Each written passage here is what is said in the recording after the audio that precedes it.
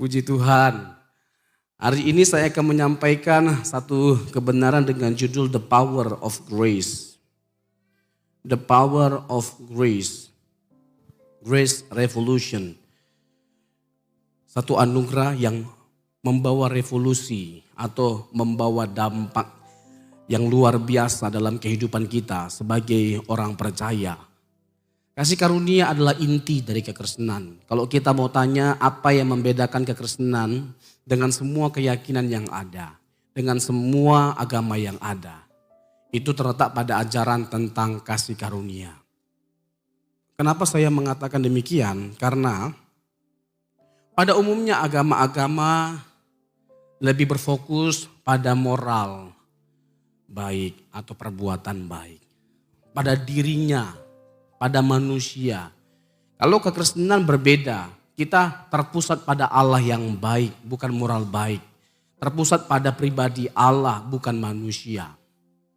Itulah yang disebut dengan kasih karunia.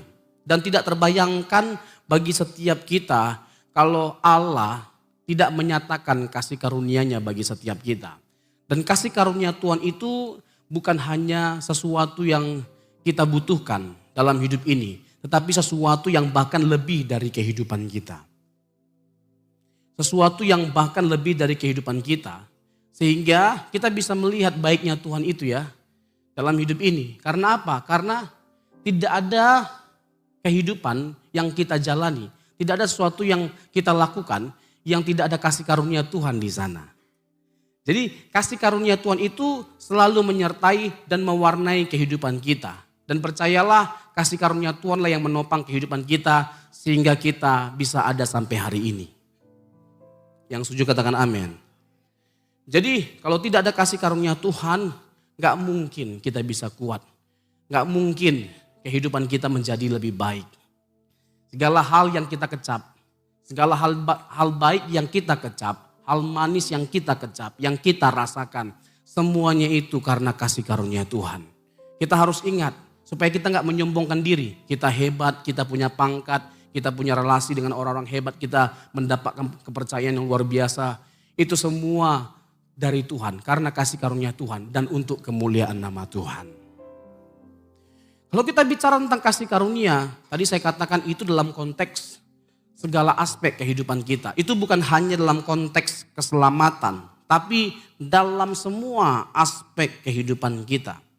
Kasih karunia itu berbicara apa sebenarnya? Tentang kebaikan atau pertolongan ilahi bagi setiap kita orang-orang percaya.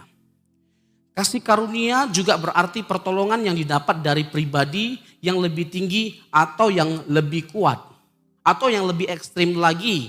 Tapi ekstrim dalam pengertian positif bahwa kasih karunia atau anugerah ini adalah satu kebaikan yang sebenarnya tidak layak kita dapatkan. Jadi bukan berdasarkan kelayakan kita, kepantasan kita, tapi karena kasihnya bagi setiap kita.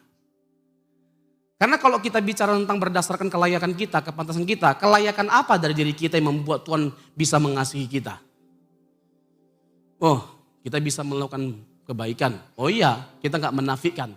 Tapi bukan karena banyaknya kebaikan, perbuatan baik, atau besarnya jumlah kebaikan yang kita lakukan yang membuat Tuhan menerima kita. Karena pada hakikatnya tidak ada seorang pun yang merasa bisa diterima oleh Tuhan. Tidak bisa menyombongkan diri di hadapan Tuhan bahwa dia bisa diterima Tuhan karena baiknya dia, karena perbuatan baik yang dia lakukan. Karena apa? Karena kita semua adalah orang-orang berdosa yang pantasnya cuma satu, apa? Binasa. Dan kita bukan hanya sekedar pasti binasa, tapi kita dengan segala usaha kita tidak akan mungkin bisa mengubah nasib kita. Itu kengerian. Dan itu harus kita ratapi, dan itu harus kita pahami, kita renungkan, kita hayati. Supaya kita benar-benar menaruh hormat yang setinggi-tingginya kepada Allah kita yang begitu baik bagi setiap kita. Supaya kita bisa menghargai kasih karunia Tuhan yang begitu besar dan hebat itu. Kita gak mungkin bisa dengan benar menghargai kasih karunia Tuhan kalau kita gak menghayati betapa buruknya keadaan kita sebagai orang yang telah jatuh dalam dosa. Betapa parahnya kita ini. Betapa jahatnya kita ini, betapa liciknya hati kita, betapa egoisnya kita. Makanya kalau Tuhan tidak tolong kita, pada umumnya manusia itu ya tetap aja dalam keadaan yang jahat, susah diatur, keras kepala, tegar tengkuk. Ya kan? Merasa diri paling hebat. Itulah karakteristik dari kehidupan kita. Dan karakteristik seperti itu pasti akan merusak kehidupan kita, menghancurkan kehidupan kita. Menghancurkan keluarga kita, menghancurkan pelayanan kita, pekerjaan kita, lingkungan masyarakat kita, keluarga kita. Nah, apa yang bisa membuat keluarga kita mengalami pemulihan, satu perubahan yang positif, yang baik, di mana damai sejahtera di sana, ada kedamaian di sana, ada sukacita di sana. Tidak ada yang lain selain kasih karunia Tuhan. Jadi Tuhan kita itu adalah pribadi yang benar-benar luar biasa. Saya nggak bisa menggambarkan dengan kata-kata betapa luar biasanya Tuhan kita itu, betapa baiknya Tuhan kita itu. Gak bisa saya gambarkan dengan kata-kata betapa baiknya Tuhan itu. Karena apa? Karena terlalu banyak. Karena terlalu banyak hal yang Dia lakukan. Dan Dia terus memperhatikan kehidupan kita sampai hari ini dan seterusnya. Dan tidak ada habis-habisnya kebaikan Tuhan. Dan apa yang perlu kita pikirkan supaya kita kuat dalam menjalani kehidupan kita sesusah apapun kita. Waktu kita sedih, waktu kita berduka, waktu kita susah, waktu kita menderita. Tidak ada hal yang lebih menghibur setiap kita pada akhirnya selain mengingat bahwa Allah kita itu adalah Allah yang setia. Dia bukan hanya baik, Dia bukan hanya penuh belas kasihan, Dia bukan hanya penuh kasih, tapi Dia setia. Itulah Tuhan kita. Tuhan yang kita butuhkan bukan hanya Tuhan yang baik. Karena kita butuh kebaikan Tuhan bukan hanya hari ini saja, bukan hanya kemarin. Setiap saat dalam kehidupan kita butuh kebaikan Tuhan. Kita butuh pertolongan Tuhan. Bahkan kita butuh mujizat Tuhan. Yang setuju katakan amin.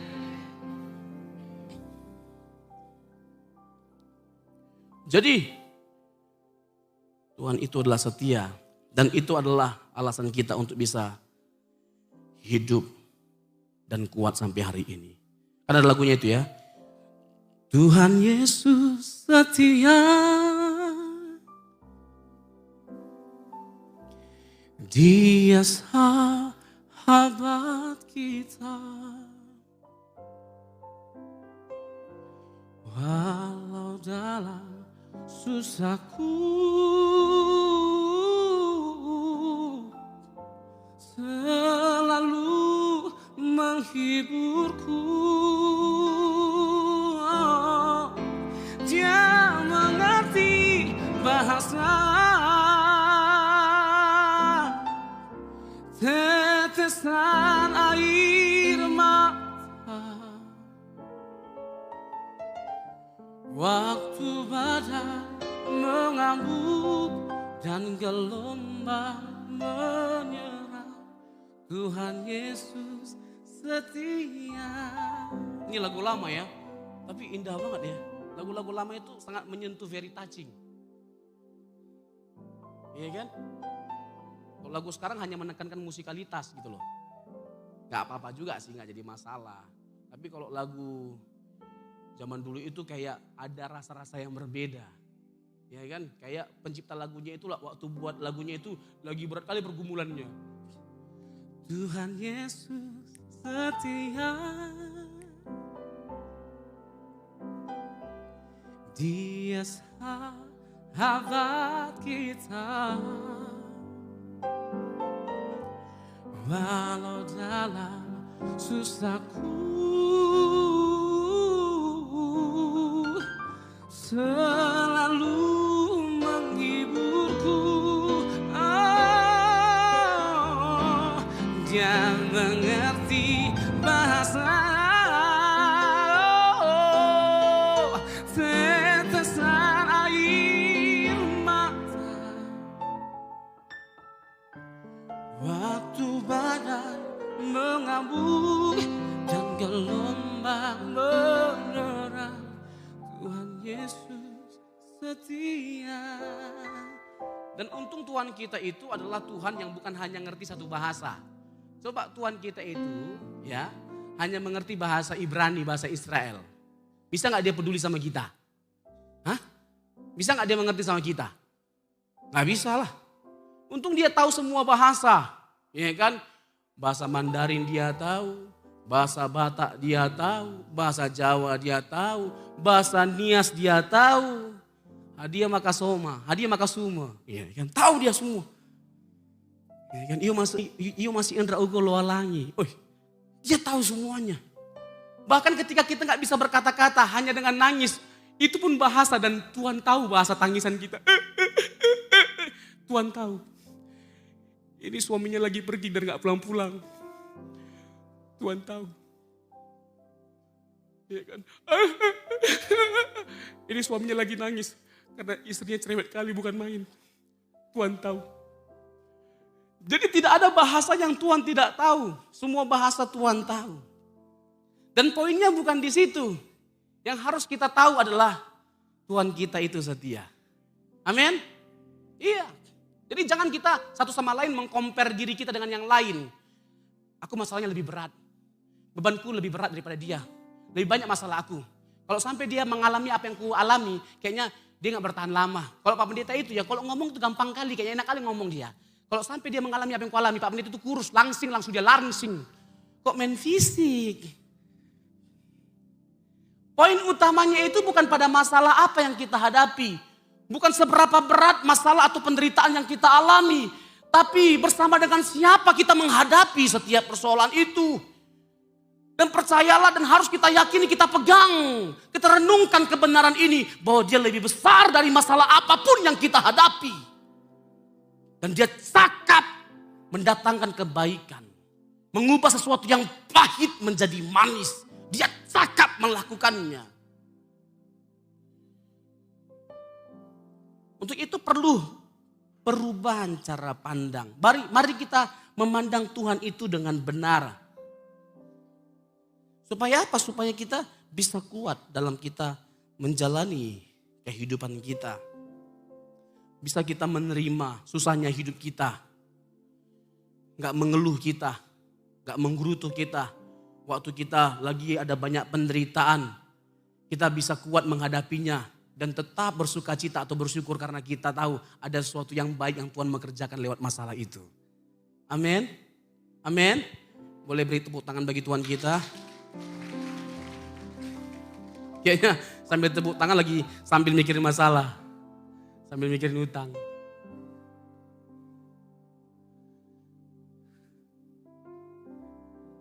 Persoalan yang paling penting yang harus kita tahu dan kita pegang adalah Tuhan tidak akan pernah meninggalkan kita. Ada kalanya Tuhan menempatkan kita pada satu kondisi di mana kita gak bisa melihat jalan keluar. Tuhan izinkan hal itu supaya apa? Supaya kita gak mengandalkan kekuatan kita. Tetapi memandang Tuhan yang hidup yang lebih besar dari apapun. Amin. Iya. Cobalah kita pandang bahwa dalam kesusahan hidup kita itu ada sesuatu yang baik yang Tuhan mau kerjakan. Ada berkat yang lebih besar yang Tuhan mau nyatakan lebih dari apa yang kita pikirkan. Lihatlah itu.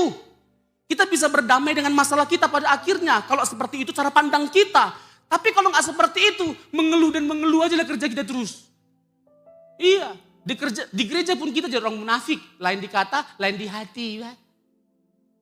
Tapi kalau gereja sih enggak lah begitu, enggak mungkin lah. Di sini kan orangnya kuat-kuat imannya.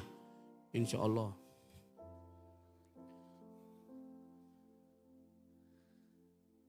Iya. Jadi iman kita, kesetiaan kita, kasih kita pada Tuhan adalah sesuatu yang harus kita buktikan, kita tunjukkan. Jadi kalau Tuhan mengizinkan satu masalah, tujuannya bukan untuk menghancurkan kita. Bukan. Tapi justru itu adalah kesempatan untuk kita menunjukkan kesetiaan kita.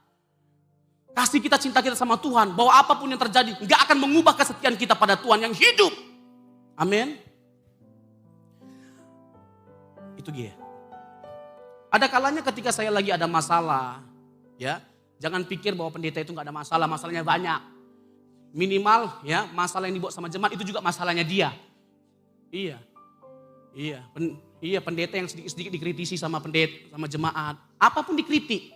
Pendeta itu juga perlu didoakan sekali-sekali. Bukan sekali-sekali tiap hari, Pak. Dia harus ditopang, Pak. Jangan hanya dikritik, ya kan. Semuanya serba salah. Pendeta ganteng, salah. Ibu gembala cantik, salah. Pendeta jelek, lebih salah lagi. Apa salah? Apa? Iya kan? Pendeta juga harus didoakan. Amin. Bawa dalam doa, bukan hanya dikritik. Itu ya ibu gembalanya, itu penampilannya itu kayaknya kan serba salah. Hah? Ibu pendetanya cantik, berpenampilan menarik, salah. Hah? Bajunya kemana-mana, lebih salah lagi. Hah? Iya, jadi ada kalanya ketika saya lagi ada masalah, lagi berat pergumulan saya ketika berdoa, itu saya enggak berkata-kata, saya hanya memutar satu lagu, lalu kata-kata dari lagu itu menguatkan saya. Kata-kata dari lagu itu menghibur saya dan menjadi doa saya. Lagunya begini. Berkali-kali kau menolong, berkali-kali kau kuatkan dalam rasa sakit. Engkau pada Yesus setia.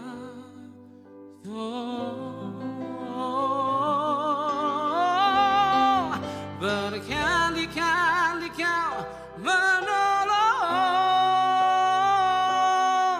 berkali-kali kau kuatkan dalam lembah gelap. Engkau ada, Yesus setia. Tapi kata-kata dari lagu ini yang awal itu bagus banget. Kalau refnya itu kan bicara tentang mari kita memandang Tuhan yang setia. Dulu dia tolong kita, masa sekarang Tuhan tidak tolong kita. Berkali-kali Tuhan tolong kita, masa kita masih curiga sama Tuhan gitu loh, gak percaya sama Tuhan. Tapi kata-kata dari lagu ini yang pertama itu menantang setiap kita untuk menunjukkan kesetiaan kita. Meskipun Tuhan tak menolongku, meskipun duri dalam dagingku, ini bagian kita. Ku tetap memilih untuk percaya dan mengucap syukur. Meskipun doaku tak terjawab, meskipun hatiku habis lenyap, ku tetap memilih untuk percaya dan mengucap syukur. Dengan iman sama-sama kita katakan, berkali-kali, berkali-kali kau,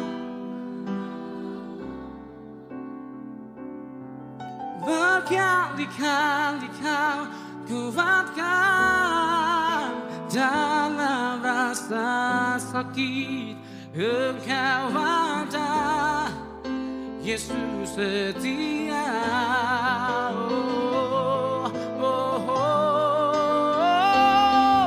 Berkali-kali kau menolong, berkali-kali kau kuatkan dalam lembah gelap. Engkau ada, Yesus setia. Jadi kalau kita punya cara pandang yang benar, kalau kita telah memandang bahwa Tuhan itu hebat, berdaulat, berkuasa, mengasihi kita, dia setia, harusnya gak ada yang perlu kita takutkan dan khawatirkan dalam hidup ini. Amin. Mau kita direndahkan, dihina, diomongin dari belakang, diperlakukan tidak adil, kita tahu Tuhan kita hidup. Amin. Kita tahu Tuhan kita tidak akan tinggal diam. Ya, gak usah kita capek-capek membalas, biar Tuhan yang membalas. Yang setuju katakan amin. Ya. Halo. Jadi Tuhan kita itu dahsyat. Jadi kalau kita punya cara pandang yang benar, Matius pasal yang keempat ayat 1 sampai 11. Kalau kita bicara tentang kasih karunia dan pencobaan, nah kita bisa belajar dari Tuhan kita Yesus Kristus ketika dia dicobai. Dia adalah teladan yang sempurna bagi setiap kita. Jadi dalam Matius 4 ayat 1 sampai 11, Yesus dicobai. Dia dibawa ke padang gurun oleh Roh Kudus, lalu dia dicobai oleh iblis. Ada 3 pencobaan yang diluncurkan oleh si iblis kepada Tuhan kita Yesus Kristus. Dan Bapak Ibu tahu dengan kuasa apa Yesus mengalahkan pencobaan iblis? Dengan kuasa firman. Jadi jangan main-main dengan kebenaran firman Tuhan. Itu sesuatu yang dahsyat, itu sesuatu yang luar biasa. Tidak ada senjata yang lebih baik, tidak ada senjata yang lebih kuat dalam membuat kita kuat dalam menghadapi dunia ini selain kebenaran firman Tuhan. Selain Injil, percaya. Jadi kalau kita mau kuat dalam hidup ini, dalam menghadapi apapun, ya datanglah kepada Injil, datanglah kepada Alkitab. Ya datanglah kepada gereja-gereja yang menyuarakan Injil, yang membawa setiap kita jemaat Tuhan makin cinta Yesus. Itulah inti Injil, bukan makin mencintai pendetanya. Amen. Halo. Sebenarnya ngefans sama pendeta enggak apa-apa, tapi kalau sudah keterlaluan, harus pendeta itu khotbah baru kita datang ke gereja. Nah, itu yang merusak pendeta pada akhirnya. Tapi kalau Igresi udah lepas dari yang begitu-begitu, enggak ada. Iya, coba ada tuh pendeta, iya kan? Aduh. Ya Bapak Ibu kalau saya sebut namanya pasti tahu, jangan-jangan Bapak Ibu pun ngefans sama dia, itu masalahnya. Makin kesini makin kesana khotbahnya. Coba lah bayangin, bisa pula dia bilang begini, saya masuk neraka karena dosa-dosa Anda. Siapa kau, siapa? Saya masuk ke neraka karena dosa-dosa Anda. Kau Tuhan Yesus kah? Tuhan Yesus tidak, siapapun tidak. Kok berani-beraninya dia ngomong seperti itu? Masuk ke neraka itu karena dosa-dosa. Terus katanya dia sering masuk ke neraka, sering masuk ke sorga. Oh ya Tuhan, naik turun sorga. Ada juga yang begitu. Tuhan Yesus aja turun sekali, naik sekali. Dia naik turun sorga, naik apa? Naik lift kah? Ya Tuhan. Iya kan, ada aja. Iya kan, dia ngomong kasih, pendeta besar ini. Sekarang dia buka gereja di mana-mana. Iya. Gereja-gereja atau pendeta itu banyak yang kepahitan, kebencian sama pendeta yang satu ini. Coba bayangin, dia bangun gereja hanya 5 meter jaraknya dari gereja yang ada di situ. Hanya 5 meter coba. Ngomong etika, ngomong moral dia. Di mana etikanya? Gak ada apa sopan santunnya apa. Terus tujuannya apa? Untuk bangun gereja sedekat itu. Menyedot jemaat kan.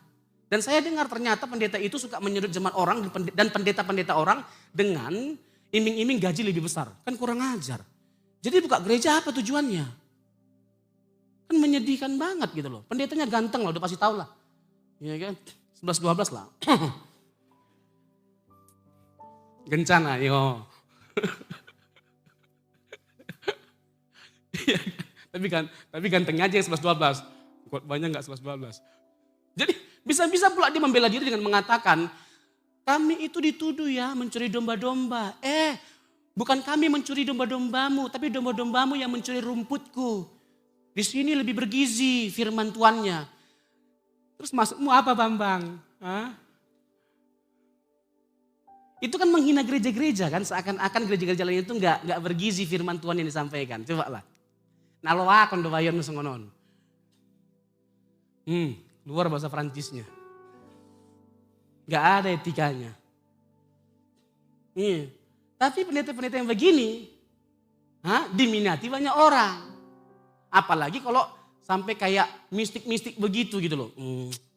Bapak Ibu kemarin saya baru saja dari surga makan siang bersama dengan Abraham. Terus ketika kami makan siang bersama Abraham, Petrus ngintip. Dia malu-malu mau gabung sama kami. Aduh luar biasa, waktu itu suasananya itu begitu dahsyat. Ada seperti sengatan listrik yang saya rasakan. Nah kalau jemaat itu kan paling suka dengar kesaksian begini-begini daripada Alkitab, daripada khotbah firman Tuhan, daripada Injil yang disampaikan. Lebih suka begini-begini Pak. Apalagi kalau sampai pendetanya altar call ke depan, apalagi kalau pendetanya ganteng, langsung semua maju. Pengen dipegang sama tangan pendetanya. Kalau bisa dipeluk jangan hanya dipegang tangan. Tuhan mengasihimu.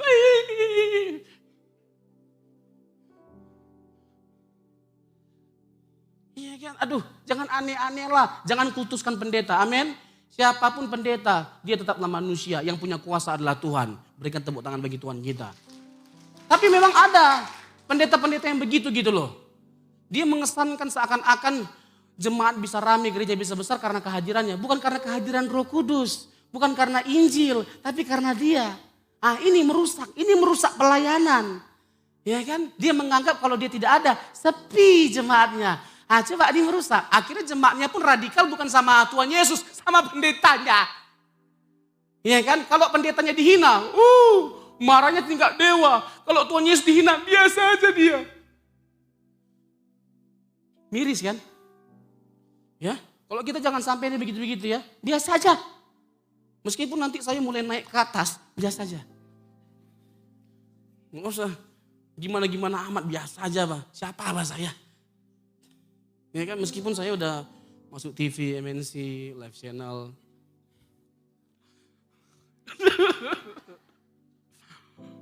Promosi. Jadi semuanya itu dari Tuhan dan untuk kemuliaan nama Tuhan. Amin. Enggak ada kebanggaan diri lah sedikit pun. Kalau kita menghayati semua karena Tuhan dan untuk kemuliaan Tuhan. Enggak ada kebanggaan diri dari setiap kita. Amin. Sampai lupa saya mau ngomong apa tadi ya. Coba 1 Korintus 15 ayat yang ke-10. 1 Korintus 15 ayat yang ke-10.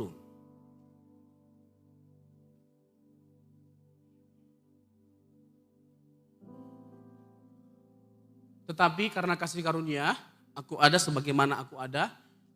Boleh tampilkan ayatnya? Nanti saya hubungkan dengan Matius 4 tadi ayat 1-11 ya. Yang Yesus dicobai ya. Dari situ kita akan mendapatkan satu berkat rohani yang luar biasa. Sama-sama kita baca 1, 2, 3 ya. Tetapi karena kasih karunia Allah, aku ada sebagaimana aku ada sekarang. Dan kasih karunia yang dianugerahkannya kepadaku tidak sia-sia. Sebaliknya, aku telah bekerja lebih keras daripada, tetapi bukannya aku, melainkan apa? Kasih karunia Allah yang menyertai aku. Tetap ditampilkan ayatnya.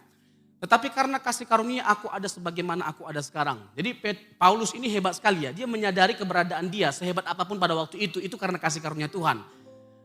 Nah, prinsip ini, filosofi ini ya, itu harus menguasai seluruh kehidupan kita, hati dan pikiran kita. Sadari betul semua karena kasih karunia Tuhan. Udah titik. Lanjut. Dan kasih karunia yang dianugerahkannya kepadaku tidak apa? Tidak sia-sia. Kalau ada anugerah Tuhan yang menyertai kehidupan kita, tidak ada kesia-siaan. Pasti ada sesuatu yang baik, sesuatu yang luar biasa yang dikerjakan oleh kasih karunia Tuhan itu dalam kehidupan kita. Sebaliknya, nah kalau kita menyadari bahwa kita diterima oleh Tuhan, diperkenankan oleh Tuhan, dikasih oleh Tuhan karena kasih karunia-Nya.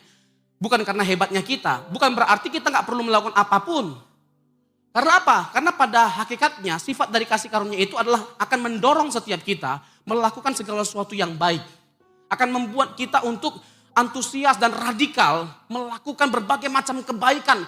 Makin tambah lebih baik setiap kita. Makin tambah lebih baik moral kita, karakter kita. Makin lebih dewasa lagi kita menyikapi segala sesuatu. Kita menjadi orang yang dewasa dalam hal karakter kita. Dewasa dalam segala hal. Kerohanian kita, tanggung jawab kita. Jadi kita makin tambah lebih hebat. Itu yang Paulus katakan. Sebaliknya, aku telah bekerja lebih keras daripada mereka semua. Nah, ini yang menarik. Ketika dia menyadari bahwa kasih karunia itu membuat dia menjadi lebih hebat, lebih baik, lebih dahsyat. Bahkan di atas semua mereka. Ini hebatnya Paulus. Dia menyadari, it is not me. Itu bukan aku. Tapi apa? Melainkan kasih karunia Allah yang menyertai aku. Iya, jadi keberadaan kita sampai hari ini karena ada kasih karunia Tuhan yang menopang setiap kita. Termasuk menopang setiap kita dengan kuasa firman-Nya. Nah, ini yang saya mau bahas dari Matius pasal yang keempat ayat 1-11. Nanti Bapak Ibu silakan baca di rumah ya. Ini menarik. Ini menarik bagaimana Tuhan Yesus itu menaklukkan, menghancurkan kuasa iblis dengan menggunakan kuasa firman. Halo Bapak Ibu, setan tidak takut sama orang yang rajin ke gereja. Setan takut sama orang yang benar-benar tunduk pada otoritas firman Tuhan, kepada pesan yang disampaikan oleh Injil. Yaitu Yesus Kristus. Ketika kita takluk pada Yesus Kristus, tunduk pada Yesus, setan dalam bentuk apapun pasti takluk bagi setiap kita. Amin. Ya kan? Siapa di sini masih takut sama setan? Yang benar. Iya kan? Kalau kita datang misalnya di suatu tempat yang dibilangnya angker, rumah angker, ya kan? Rumah itu mewah, besar, tapi angker banyak setannya katanya. Harusnya sebagai anak Tuhan, rumah yang seperti ini kita beli sebenarnya. Tapi kira-kira berani gak kita beli? Murah kali. Ah itu masalahnya. Lagi tidur tiba-tiba ada yang tarik selimut. Iya kan? Terus lemari ya kan, buka tutup, celup bah. Iya kan? Nah sebenarnya disitulah kesempatan untuk kita menunjukkan bahwa kita adalah anak Allah dengan kita gak takut dengan iblis dengan kuasa kegelapan. Amin. Iblis gak mungkin tidak takut sama orang-orang yang tunduk pada Yesus yang tersalib. Itulah inti dari pesan Injil. Yakobus 4 ayat 7.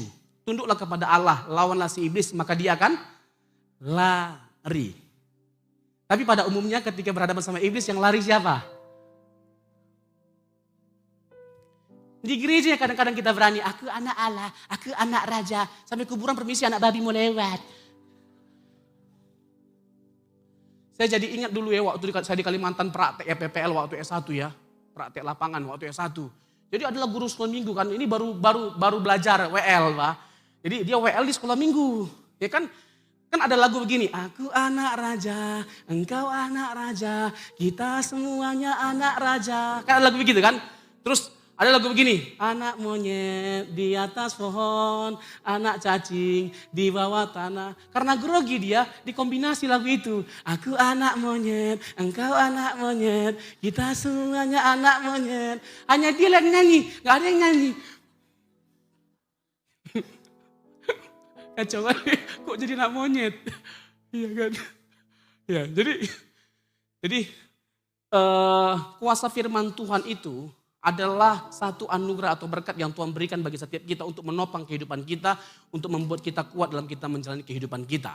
Matius pasal yang keempat, ada 3 pencobaan yang iblis berikan kepada Yesus. Dan ini berbicara tentang kesetiaan Yesus, ketundukan Yesus hanya kepada Allah saja.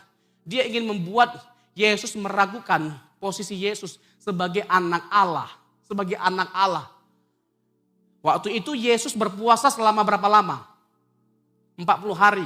Injil melaporkan bahwa dia tidak makan. Dia tidak makan. Kira-kira Yesus itu lapar aja atau lapar kali? Lapar kali.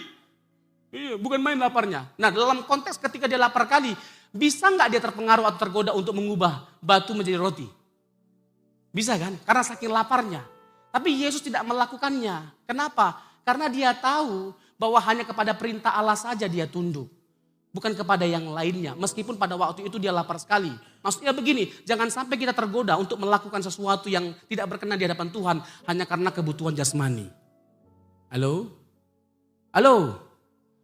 Tuhan hendak mengarahkan kita bahwa firman-Nya itu lebih berkuasa daripada kebutuhan jasmani. Jadi kalau tiba-tiba nih ya, kita lagi susah nih. Lagi susah Pak. Ya, uang sekolah anak enggak bayar-bayar. Ya kan? Terus kontrakan enggak bayar-bayar. Suami pengangguran. Udah itu jelek hidup pula lagi. Nah, kira-kira nih ya, apa reaksi kita ketika ada orang yang menawarkan uang dalam sejumlah besar. Tapi dengan catatan kita pindah agama. Mau enggak? Oh yang benar. Terus ada keluarga kita yang sakit lagi. Butuh uang banyak, harus cepat. Nah kira-kira ada orang kasih 10M, kita terima enggak dengan catatan pindah agama? Terima uangnya baru, ya tolak orangnya. Hebat kali memang kita ini ya. Kita lebih cerdik daripada ular. Ular pun tumbang. Kalau menghadapi kita, ngeri kali kawan ini. Lebih licik daripada aku dia. Iya kan? Nah, jadi waktu pencobaan yang pertama, poinnya di situ. Dari Tuhan Yesus kita belajar untuk kita memandang bahwa kebutuhan rohani itu jauh lebih besar, jauh lebih penting daripada kebutuhan jasmani. Dalam artian kita membutuhkan firman Tuhan lebih dari apapun dan siapapun. Dan seberat apapun keadaan kita, kalau kita percaya kepada firman Tuhan itu otoritasnya, kuasanya akan menopang kehidupan kita seberat apapun. Berikan tepuk tangan bagi Tuhan kita. Amin. Tapi kira-kira bisa nggak Tuhan Yesus mengubah batu jadi roti? Jangankan mengubah batu jadi roti ya. Mengubah iblis jadi lapet pun bisa lapet. Bakpao pun bisa. Nah, dari ayat apa yang Yesus kutip dari perjanjian lama? Ulangan 8 ayat 3. Ulangan 8 ayat 3. Boleh dibuka?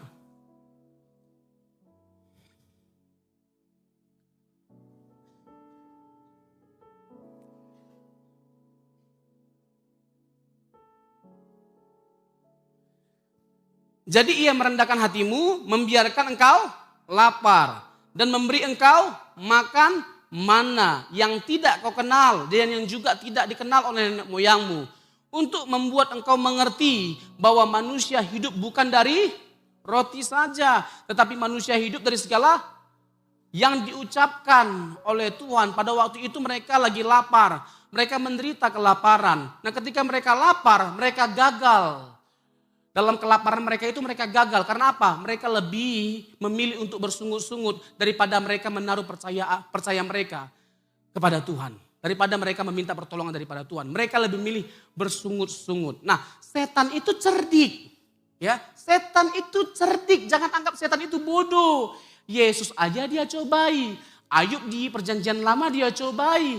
Jadi jangan pandang setan itu ya seperti singa ompong. Seperti kata pendeta, gak perlu takut dengan setan katanya gitu kan. Karena apa? Dia seperti singa, tapi singa ompong hanya bisa mengaum-ngaum. Alkitab yang berkata, dia keliling-keliling mengaum-ngaum untuk mencari mangsa yang bisa ditelan hidup-hidup. Ya kan, kalau kita gak punya kebenaran firman Tuhan yang menguatkan kita pun ikut ditelan sama setan. Nah, dia gunakan firman Tuhan juga untuk menguji Tuhan Yesus, mencobai Tuhan Yesus. Dia pakai Mazmur 91 ayat 11 dan 12. Mazmur 91 ayat 11 dan 12. Jadi sebab malaikat-malaikatnya akan apa? Diperintahkannya kepadamu untuk apa? Menjaga engkau di segala jalanmu. Mereka akan menatang engkau di atas tangannya supaya kakimu jangan terantuk kepada batu. Jadi Tuhan Yesus itu diangkat ke bubungan bait Allah. Lalu dia pakailah firman ini tadi, setan itu ada tertulis ya kan bahwa malaikat akan menatang kakimu sehingga engkau tidak terantuk pada batu. Nah, lalu pertanyaannya, ayat apa yang dipakai oleh Tuhan Yesus untuk membalas iblis? Ulangan pasal yang ke-6 ayat 16. Ulangan 6 ayat ke-16. Janganlah apa? Kamu mencobai Tuhan Allahmu seperti kamu mencobai dia di masa.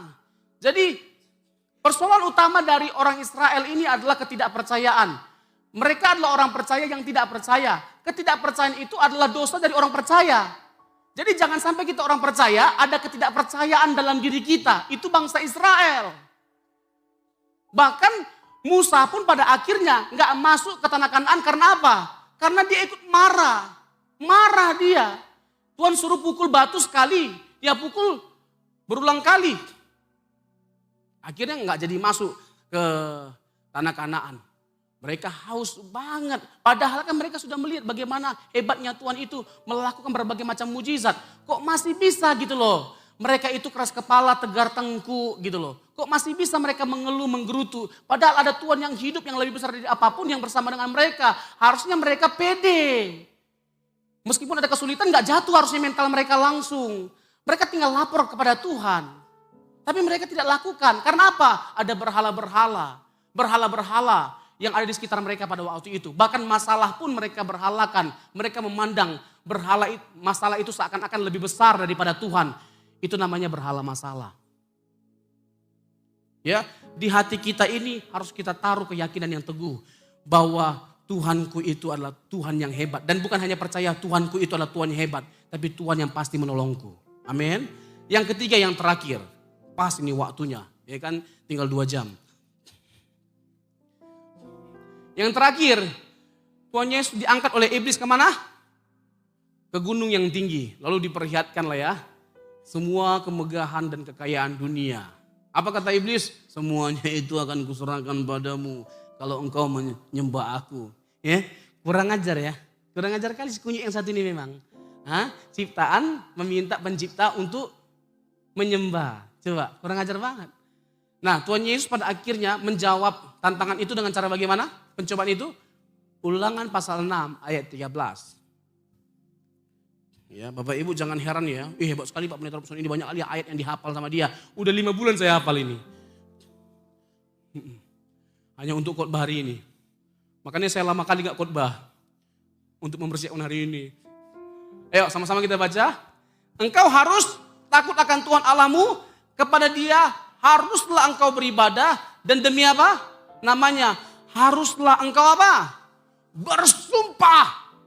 Jangan pernah mengingkari iman kita. Memegang teguh apa yang kita imani. Bahwa Yesuslah Tuhan, Yesus adalah Allah. Dia satu-satunya juru selamat. Sebagai hal yang terpenting dan lebih tinggi dari apapun dalam hidup ini. Yang setuju katakan amin. Bapak Ibu jangan seperti pendeta itu loh. Yang kemarin di podcast itu. Yang abu-abu. Ya kan jawabannya bisa beda tergantung tempatnya. Itu saya sih memang kecewa banget gitu loh dari jawaban dia. Ya kan ketika ditanya Pak Pendeta. Semua agama sama enggak? Kira-kira jawabannya apa? Sama atau beda? Harusnya beda dong. Bapak Ibu lebih pintar daripada pendeta itu, Pak. Meskipun dia pendeta besar badannya. Harusnya beda dong jawabannya. Apa yang bikin beda? Tuhan Yesus. Kenapa Yesus berbeda? Yang pertama, kalau semua agama menggantungkan benar atau tidaknya sebuah agama pada moral, seharusnya kekristenan lebih unggul dari semua agama yang ada. Karena apa? Karena tidak ada satupun tokoh yang kita temukan di kitab suci manapun yang dikatakan disaksikan sempurna pemimpin agamanya. Tapi Kristen berbeda. Yesus bukan hanya baik moralnya, tapi sempurna. Berikan tepuk tangan bagi Tuhan kita. Hanya ada satu tokoh yang tidak punya cacat, tidak punya celah. Yesus. Ada ayatnya Pak Pendeta. Banyak kali. Bukan hanya banyak kali. Yohanes 8 ayat 48. Yesus berkata, siapakah ada di antara kamu yang bisa membuktikan bahwa aku berbuat dosa? Ada yang bisa membuktikan? Enggak ada. Karena apa? Memang dia tidak berbuat dosa. Tapi jangan coba-coba kita menanyakan pertanyaan Tuhan Yesus. Karena dosa kita banyak kali. Ya, adakah di antara kalian yang bisa membuktikan aku berbuat dosa? Banyak kali. Nah, bibirmu yang suka ngomongin aku di mana-mana. Kau berada ngomongin aku, ngejelekin aku. Ibu-ibu. Halo ibu-ibu. Kalau lagi kumpul jangan kerjanya ngegosip. Tuhan panggil kita untuk menjadi worshiper bukan gosiper. Amin. Nah, coba yang kedua. Ketika ditanya lagi yang kedua, yang bertalian dengan pertanyaan pertama. Kalau semua agama sama Pak Pendeta, kenapa Pak Pendeta masih Kristen? Kenapa gak pindah agama seperti saya? Mati gak? Ya kan, kenapa saya tidak pindah agama? Karena saya tahu makan babi itu enak. Buddha juga bisa makan babi.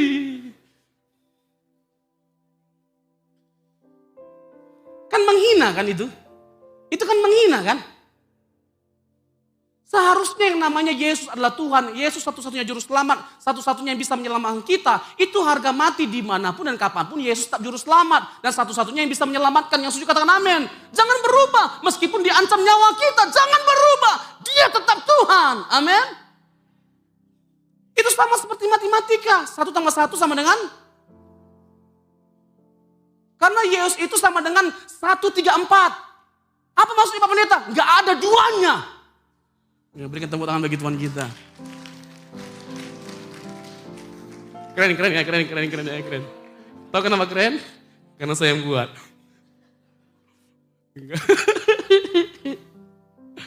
Iya kan? Coba lah. Kan aneh-aneh. Jadi kita jangan menyembah kepada apapun dan siapapun. Hanya Yesus saja yang kita sembah. Karena hanya Dia yang bisa menyelamatkan setiap kita. Why do we choose Jesus Christ? Because, cukup di situ, hanya itu yang saya hafal soalnya. Kenapa kita memilih Yesus? Karena moralnya bukan hanya sempurna, tetapi Dia adalah Allah yang datang menjelma menjadi manusia, yang menyelamatkan setiap kita. Itulah alasan mengapa kita memilih Yesus di antara yang lainnya. Berikan tepuk tangan bagi Tuhan kita. Yang terakhir,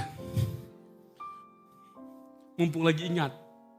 Jadi kan ditanya tuh kan, kalau begitu Pak Pendeta, ini saya udah pindah agama. Kalau saya ini pindah agama, masih tetap bisa masuk surga nggak menurut Kristen? Tunggu dulu, menurut Kristen itu bagaimana maksudnya? Bagaimana? Saya lihat mukanya aja udah, aduh Tuhan kok bisa begini ya pendeta ini ya. Hah? Jadi enak liatnya. Kan tinggal jawab. Kalau kita tahu hanya Yesus yang bisa menyelamatkan kita, lalu kita sangkali dia, masih bisa selamat gak? Kita tolak dia, masih bisa selamat gak? Malu kita mengakui dia, masih bisa selamat gak? Ada gak ayatnya yang mengatakan demikian? Oh banyak. Matius pasal 10 ayat 33. Tenang, masih kuat hafalan saya. Masih kuat, tenang. Ya kan? Matius 10 ayat 33. Tetapi apa? Barang siapa menyangkal aku di depan manusia, aku juga akan menyangkalnya di depan Bapakku yang di sorga. Jadi kalau kita tahu, kita menyadari bahwa hanya dia yang bisa menyelamatkan kita, maka supaya kita masuk sorga, kita datang sama siapa? Ya kepada dia. Hanya pribadi yang dari sorga yang bisa membawa kita ke sorga. Siapa namanya? Siapa namanya? Berikan tepuk tangan bagi Tuhan kita. Yohanes 14 ayat yang ke-6. I am the way, the truth, and the life. No one come to the Father except by me. Akulah jalan kebenaran dan hidup. Tidak seorang pun yang sampai kepada Allah Bapa kalau tidak melalui aku. Kisah Rasul 4 ayat 12. Dan keselamatan tidak ada di dalam siapapun juga selain di dalam siapa? Yesus. Yohanes 8 ayat 24. Ada gak resikonya Pak Pendeta? Kalau kita menyangkal Yesus, ada. Kalau kamu, Yohanes 8 ayat 24. Kalau kamu tidak percaya, akulah dia. Kamu akan mati dalam dosamu. Artinya hanya Yesus yang bisa menghancurkan kuasa dosa dan memberikan kepastian keselamatan bagi setiap kita. Hanya pribadi yang menaklukkan maut yang bisa membebaskan kita dari kuasa maut. Berikan tepuk tangan bagi Tuhan kita. Jadi gak peduli ya siapapun mereka. Oh mereka artis hebat. Jangan terpengaruh sedikit pun. Jangan tergoda sedikit pun. Meninggalkan keyakinan kita. Karena memang terlalu kuat alasan untuk kita percaya bahwa Yesus itu adalah Allah yang benar. Allah yang benar. Allah yang bukan hanya Allah yang benar, tapi Allah yang berdaulat. Bukan hanya Allah yang berdaulat, Allah yang baik, Allah yang setia. Coba, di mana Allah seperti Yesus yang kita sembah, kita temukan di agama yang lain? Tidak ada. Bayangkan waktu dia di kayu salib. Dia bukan hanya sekedar mau mati di kayu salib. Ketika dia disalib pun, tetap ada pencobaan yang diberikan sama dia. Ketika imam berkata, alah orang lain kau selamatkan. Ya kan kalau kau kami percaya turun dari salib baru kami percaya. Coba bayangin, kalau saya jadi Tuhan Yesus, saya turun dari salib, saya tampar, terus saya naik dari ke atas. Tapi kalau sampai kayak gitu, nggak masuk Taman Eden kita Ferguson, Taman Lawang. Ya, coba sampai waktu di kayu salib pun tetap ada sesuatu yang baik yang dia berikan. Jadi Tuhan kita itu begitu baik. Sekali lagi berikan tepuk tangan yang meriah bagi Tuhan kita. Tuhan Yesus memberkati.